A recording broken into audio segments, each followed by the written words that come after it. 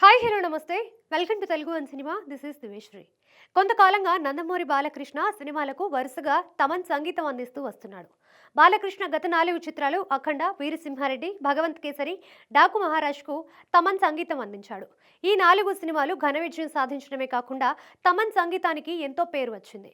Balayya cinema అంటే తమన్ పూనకం వచ్చినట్లు సంగీతం అందిస్తున్నాడనే అభిప్రాయం ప్రేక్షకుల్లో ఏర్పడింది.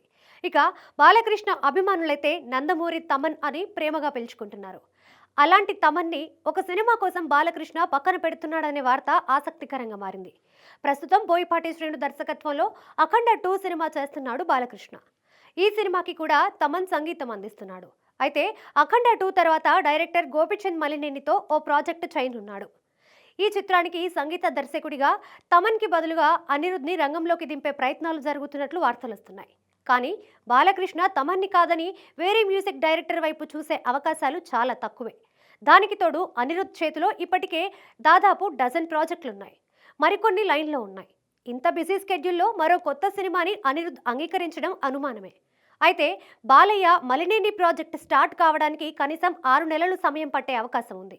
ఈలోపు ఏదైనా మ్యాజిక్ జరిగి మ్యూజిక్ డైరెక్టర్గా అనిరుద్ వస్తే చెప్పలేము. మామూలుగా అయితే తమన్ని కాదని వేరే సంగీత దర్శకుడిని తీసుకోవడం నందమూరి అభిమానులకు నిరాశ కలిగించే విషయమే.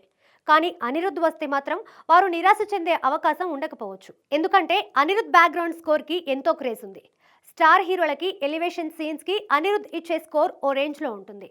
అలాంటి అనిరుద్ బాలయ్య లాంటి బడా మాస్ హీరోకి మ్యూజిక్ అందిస్తే అభిమానులకు ఖచ్చితంగా కిక్కిస్తుంది.